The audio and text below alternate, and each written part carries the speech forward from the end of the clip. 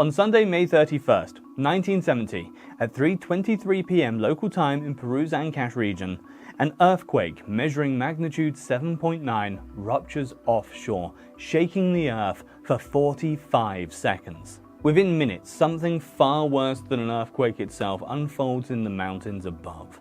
A mass of rock and ice the size of several city blocks breaks free from Mount Huascarán's north face, transforms into a mudflow moving faster than a Formula One car and traveling more than 14.5 kilometers to the valley floor. The town of Yungay and its surrounding villages would disappear from the map in minutes. Between 15 and 25,000 people died in this single avalanche event. Some sources claim up to 30,000, and we'll explain why these numbers vary so wildly later. The earthquake itself killed 66,000 to 70,000 people across Peru, becoming the deadliest glacier-related disaster in recorded history. The Cordillera Blanca stretches across north-central Peru, containing the highest concentration of, ironically existing, tropical glaciers on the Earth. Mount Huascarán dominates this range, Peru's tallest peaks, with two summits, the northern one reaching over 6,600 meters. Below these peaks, the Rio Santa Valley cradles dozens of towns and villages, connected by a single main highway that threads between the mountains. The locals have a word, alluvion, meaning more than just avalanche or flood. It describes the specific horror of when glaciers, rock and water combine into devastating flows that race down into these valleys. The Cordillera Blanca has produced these disasters for centuries. The Huascarán Norte earned special notoriety. The same north peak that would fail in 1970 had already collapsed in 1962, killing 4,000 people when it destroyed the town of Ranreca and several smaller settlements. That event sent its deadly flow down through the Quebrada de Anganuco, a narrow canyon that funnels directly toward the valley communities below. The 1962 disaster should have been a warning enough. The mountain had shown what it could do, but there was one crucial detail that gave the people of Yungay false comfort. That earlier avalanche, as massive as it was, had stopped short of their town, blocked by a protective ridge. 8 years later, that would not be the case. So that ridge became Yungay's psychological shield. Engineers and planners who surveyed the damage concluded that the town sat in a relatively safe shadow zone. The 1962 event had been massive, millions of cubic meters of material moving at tremendous speed, yet the ridge had held. Local authorities used this evidence when making decisions about reconstruction and development. Residents returned to their daily routines with the understanding that while Ranreca faced direct exposure to the mountain's fury, Yungay had natural protection. 8 years of normal life reinforced this perception. Markets opened, children went to school, new buildings rose. The ridge stood there, visible and reassuring, a barrier that had been tested and proven. What no one fully grasped was that the 1962 event, as catastrophic as it had been, was not the maximum the mountain could produce. Yungay in 1970 was a provincial capital with a permanent population of about 19,000 people. The town sprawled across the valley floor, its colonial plaza anchored by a cathedral and surrounded by 2- and 3-story buildings made of adobe brick with heavy tile roofs. Take note of that and we'll call that foreshadowing. It's the traditional construction method throughout the Peruvian highlands. These buildings could withstand centuries of weather, but were desperately vulnerable to seismic shaking. Sunday was market day throughout the valley, and May 31st was no exception. Vendors from surrounding villages had arrived before dawn, setting up stalls in the plaza and side streets. They sold produce, textiles, tools, and livestock. Buyers came from as far as the coast, swelling the town's population by several thousand people. Families combined shopping at this market with visiting relatives, attending mass, and sharing meals. By 3 in the afternoon, the plaza and surrounding streets were packed with people who had no idea that they were standing in what glaciologists call the run-out zone, the area where the avalanche debris comes to rest. The built environment offered no protection and multiple hazards. Those adobe walls, some 2 feet thick, would become projectiles. The tile roofs would collapse. The narrow streets that gave the town its charm would become death traps, offering no quick escape routes. And that protective ridge everyone counted on, it was about to face forces an order of magnitude greater than what it withstood in 1962. At 3:23, the Earth ruptured beneath the Pacific Ocean, about 25 kilometers off Peru's northern coast. The magnitude 7.9 earthquake released energy equivalent to dozens of nuclear weapons, shaking the seabed and sending shockwaves racing towards the mainland at thousands of meters per second. For 45 seconds, the ground rolled and bucked across the departments of Ancash and La Libertad. In the coastal city of Chimbote, entire neighborhoods panicked. In Juarez, the regional capital, 80% of buildings collapsed or became uninhabitable. Adobe structures throughout the valley crumbled like sand castles, their heavy tile roofs crushing anyone trapped inside. Roads cracked and shifted. The single railway line connecting the highlands to the coast twisted into useless metal. Landslides began almost immediately, thousands of them, ranging from minor rockfalls to massive slope failures that would bury entire communities. The earthquake alone would have been Peru's worst natural disaster in decades. The shaking directly killed tens of thousands of people across hundreds of towns and cities, but the 45 seconds of ground motion, that was just the beginning. Up on the slopes of Huascarán Norte, 6,000 meters above sea level, those seismic waves were racing through fractured granite and ancient glacial ice, finding weaknesses that had been developing for millennia. The death toll from this earthquake and its secondary effects would eventually reach between 66 and 70,000 people. But at 3:24 p.m., as the shaking finally stopped and survivors began calling for help from beneath collapsed buildings, the real catastrophe was just starting to unfold on the mountain above. The failure zone began at approximately 5,500 meters elevation and extended up to 6,400 meters on Huascarán's north face. Nearly a vertical kilometer of unstable rock and ice. Witnesses who happened to be looking at the mountain reported hearing the sound that was like a massive gunshot or cannon fire. A black cloud of pulverized rock suddenly appeared against the white snow. Then, the entire west face of the peak began to move. The initial slab that broke free measured roughly 800 meters wide and 1,300 meters tall. This wasn't a surface avalanche of loose snow. This was bedrock granite and ancient glacial ice, welded together and now failing as a single unit. The mass, estimated at 25 million cubic meters in just the initial failure, fell directly onto Glacier 511 below. That impact shattered both the falling mass and the glacier surface, creating an explosion of ice and rock that launched material hundreds of meters into the air. But 25 million cubic meters was just the beginning. As the avalanche accelerated down the mountain, it stripped everything in its path. Additional glacial ice, moraines deposited over centuries, weathered rock and water-saturated soil.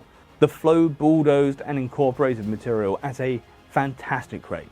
By the time it reached the valley floor, the volume had grown to between 50 and 100 million cubic meters. Imagine 20 to 40 great pyramids of Giza worth of material, all moving as a single fluid mass. The transformation from solid to liquid-like behavior happened almost instantly. The friction of rock grinding against rock generated enough heat to flash melt ice into water. That water mixed with pulverized rock to create a substance with the consistency of wet concrete, but moving at highway speeds. The black dust cloud witnesses saw was granite being ground into powder finer than flour, rising hundreds of meters above the main flow. This wasn't just a landslide anymore. It had become something far more dangerous. The transformation from solid avalanche to liquid-like debris flow happened through a process that scientists would spend decades trying to fully understand. So as the initial mass of rock and ice thundered down the mountain face, the violent friction between grinding boulders generated tremendous heat. This water didn't just flow alongside the debris, it mixed with pulverized rock to create a dense fluid mixture.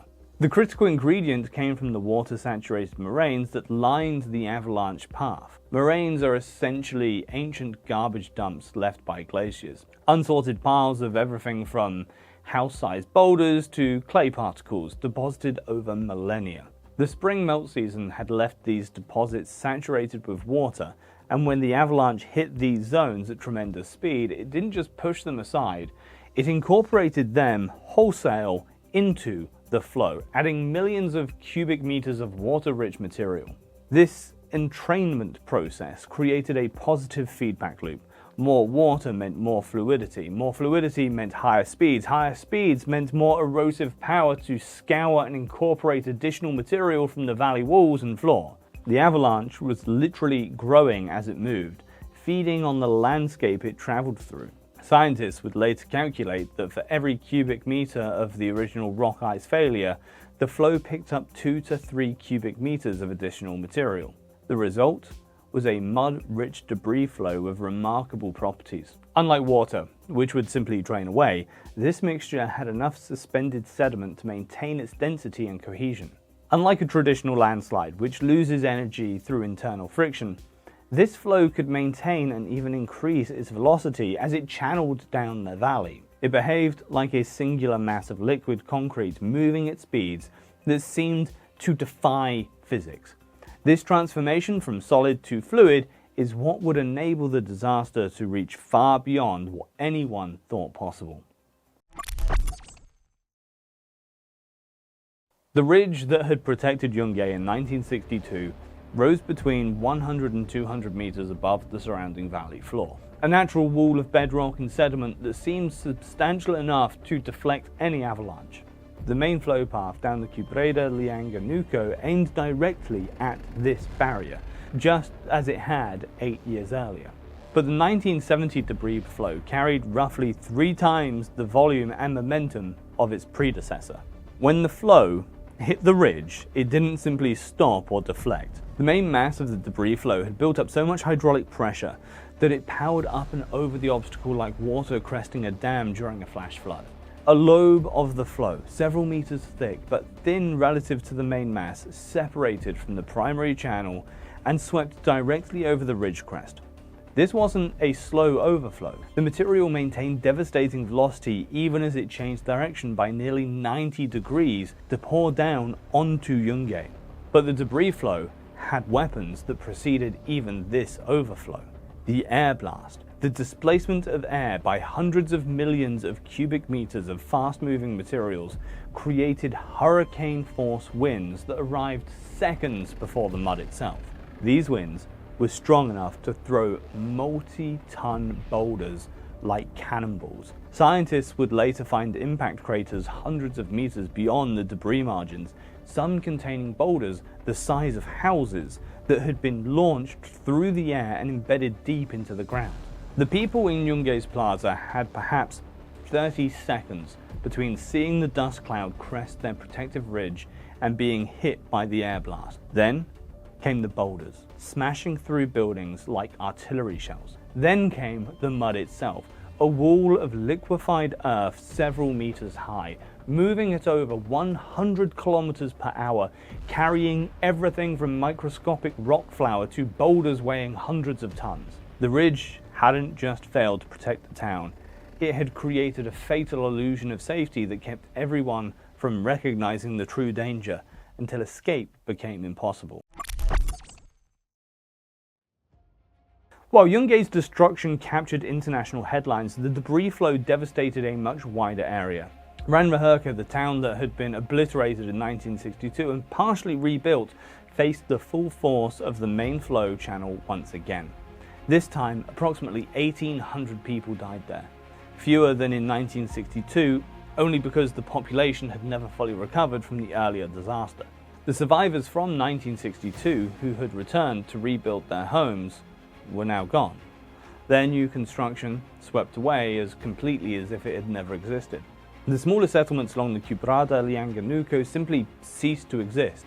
Matakoto, Chukabamba, Shashka, villages that had stood for generations were erased so thoroughly that recovery teams struggled to determine exactly where buildings had once been.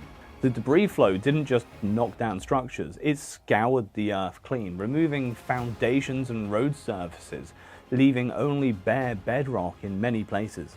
When the debris flow reached the Rio Santa, Peru's major Pacific-bound river, it performed something that seemed impossible.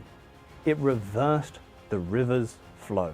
The sheer volume of material hitting the water created a moving dam that pushed upstream for approximately 2 kilometers, forcing the Santa to flow backward against its natural gradient. Downstream, once this temporary dam broke, a secondary flood of mud-thickened water raced toward the Pacific, overwhelming irrigation systems and destroying the diversion dam at Canon del Pato, a crucial piece of hydroelectric infrastructure. The debris didn't stop at the valley floor. Fingers of mud pushed into every side canyon, following stream beds and irrigation channels, finding victims who thought that they were safe on higher ground. The total affected area stretched over hundreds of square kilometers. While Yungay's complete annihilation made it the symbol of the disaster, the death toll across all affected communities reached far beyond that single town. Every family in the valley lost someone. Some villages lost everyone. The numbers that emerged from scientific analysis seemed impossible at first. The debris flow had traveled 14.5 kilometers from the breakoff point of Huascarán to Yungay in approximately 2 to 4 minutes. This translated to an average velocity between 280 and 335 kilometers per hour. That is faster than most Formula One cars race on the straightaways. But this mass was moving through a twisting mountain valley while carrying millions of tons of rock and mud. Traditional landslides lose energy rapidly to friction, grinding to a halt within relatively short distances. But this debris flow had achieved something called mobility enhancement. The water-saturated mass actually reduced internal friction, allowing it to maintain momentum, kind of like a boat hydroplaning across water. The liquefied portion of the flow didn't stop at Yungay. A muddy surge continued down to Rio Santa for approximately 160 kilometers all the way to the Pacific Ocean. This secondary flow, while no longer carrying house-sized boulders, still had enough force to damage bridges, clog irrigation systems, and deposit millions of cubic meters of sediment in agricultural areas and coastal zones. Fishermen working near the river mouth that evening reported the ocean turning brown as far as they could see, the mountain's pulverized granite finally coming to rest beneath Pacific waves. In Yungay, approximately 92 people survived, out of a population swollen to over 20,000 by the Sunday market.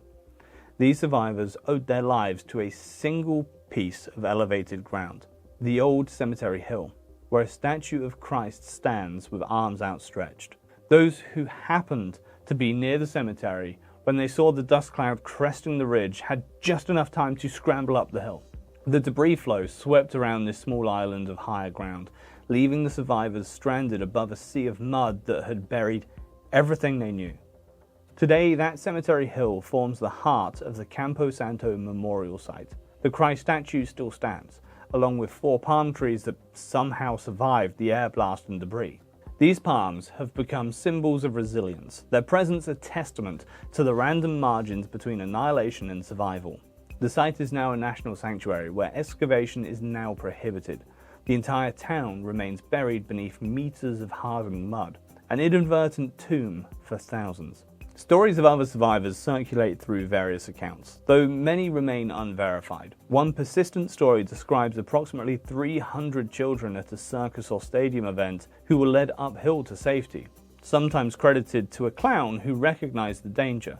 While this narrative appears in multiple secondary sources, including development blogs and disaster summaries, no primary documentation confirms these details. The chaos of that day, the destruction of records, and the trauma of survivors makes it nearly impossible to verify many individual stories of escape or loss. What is documented is that survival came down to 2 factors: location at the moment of impact, and the ability to recognize danger in time to reach higher ground. Those who survived carry not just memories of their escape, but the burden of being among the only witnesses to a town's complete erasure. Their testimonies, gathered by investigators in the weeks that followed, would provide the only human perspective on how those 3 to 4 minutes unfolded at ground level. The earthquake had already crippled Peru's infrastructure before the avalanche struck. The main coastal highway was cut in dozens of places by landslides and bridge failures. The single railway line connecting the highlands to the coast lay twisted and buried. Mountain roads that might have served as alternative routes were blocked by rockfall or had collapsed entirely.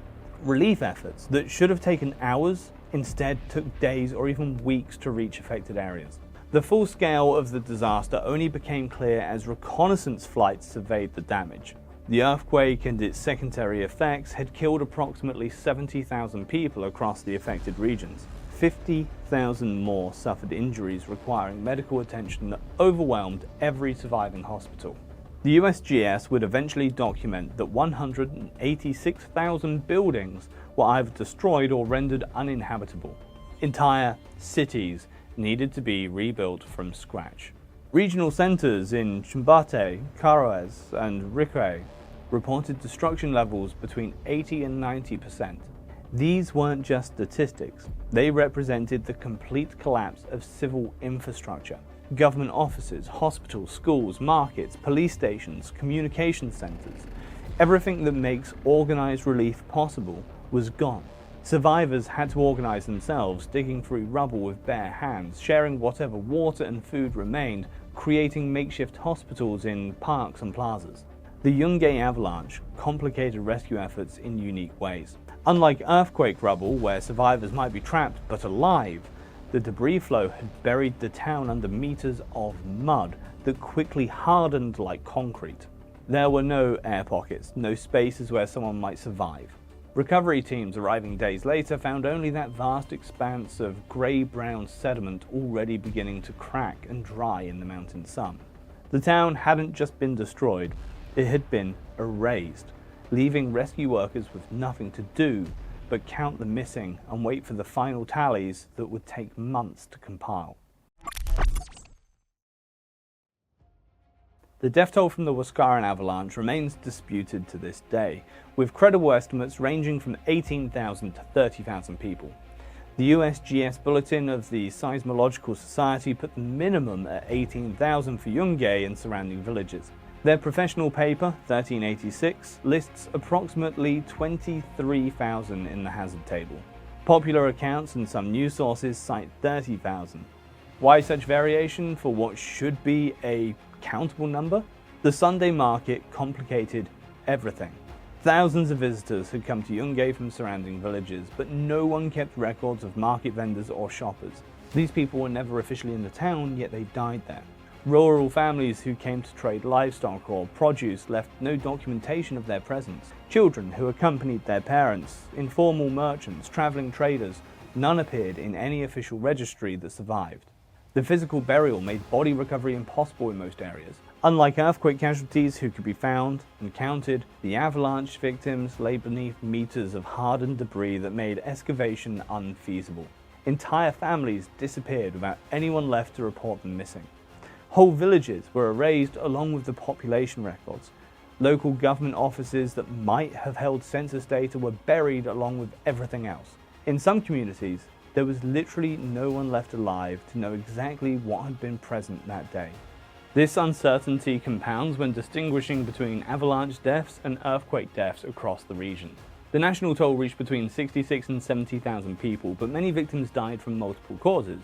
Crushed by earthquake, collapsed buildings, then buried by debris flows, drowned in tsunami waves along the coast, or caught in one of thousands of secondary landslides. The avalanche death toll must be understood as part of this larger catastrophe while maintaining its distinction as the single deadliest glacial disaster ever recorded.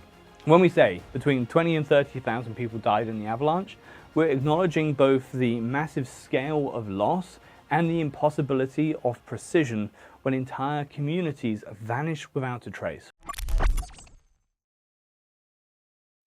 Within weeks of the disaster, USGS geologists George Erickson and George Plafka arrived in Peru to conduct field reconnaissance. Their investigation would become the definitive scientific account of the avalanche, documenting mechanisms that had never been observed at this scale. They mapped the source zone, measured deposit depths, analyzed grain size, and interviewed survivors while evidence remained fresh and memories were still sharp. Their findings revealed the precise sequence of transformation. Initial rock-ice detachment at 5,500 to 6,400 meters elevation, impact onto Glacier 511, entrainment of water-saturated moraines, transformation into debris flow, and maintenance of catastrophic velocity through the valley system. They documented the air blast effect through impact craters and throw distances, providing mathematical proof of velocities that seemed impossible. The ridge overtopping the Yungay was mapped in detail, showing exactly how the flow had split and poured over what everyone assumed was an adequate barrier. The scientific understanding continued evolving for decades. In 2009, researcher Stephen Evans and colleagues re-examined the disaster using modern analytical techniques and computer modeling. Their work confirmed the USGS findings while adding nuance to the transformation mechanism, showing how the initial failure's energy was preserved and even amplified through the entrainment process. They demonstrated that the disaster wasn't just about size, but about a perfect storm of factors. The precise angle of impact, the water content, the entrainment materials, and the valley geometry that concentrated rather than dispersed the flow's energy. This scientific work did more than explain what happened. It provided tools that predict future events. The Huascarán avalanche became the type example for large volume, long run-out debris flows in glaciated mountains worldwide. Every major avalanche since 1970 has been compared to the Huascarán parameters. The equations developed from studying this disaster now inform hazard maps from the Himalayas to the Alps, helping communities understand not just where avalanches might reach, but how seemingly protective topography can fail catastrophically when faced with flows of sufficient magnitude.